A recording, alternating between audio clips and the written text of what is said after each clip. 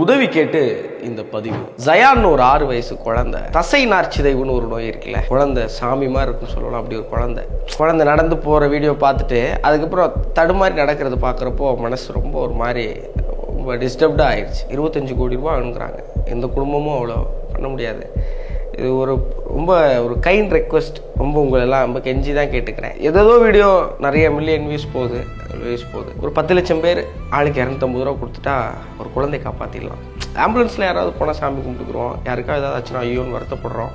ஆனால் ஒரு குழந்தைய காப்பாற்றுறதுக்கு ஒரு வாய்ப்பு கிடைக்கிறப்போ அதை ஏன் விடணும்? ஒரு 250 ரூபா அவங்களால அனுப்ப முடிஞ்சால் அனுப்புங்க. இல்லை ஒரு 100 ரூபா, ஏதோ கையில் இருக்கிறத. என்கிட்ட ஒரு 50 ரூபா தான் இருக்குது, யோசிக்காமல் தயவு செஞ்சு அனுப்புங்க. இந்த காலையில் பார்த்துட்டு போய் கடந்து போயிட வேண்டாம். உங்களால் முடிஞ்ச பணத்தை கொடுத்து அந்த குழந்தைய காப்பாற்றுங்க. அப்புறம் இந்த வீடியோவை தெரிஞ்சவங்க கொஞ்சம் பேருக்கு ஷேர் பண்ணுங்கள். நிறைய பேருக்கு ஷேர் பண்ணுறோம். இதையும் கொஞ்சம் யாருக்காவது ஷேர் பண்ணுங்கள். ரொம்ப கஷ்டமாக இருக்குது மனசு.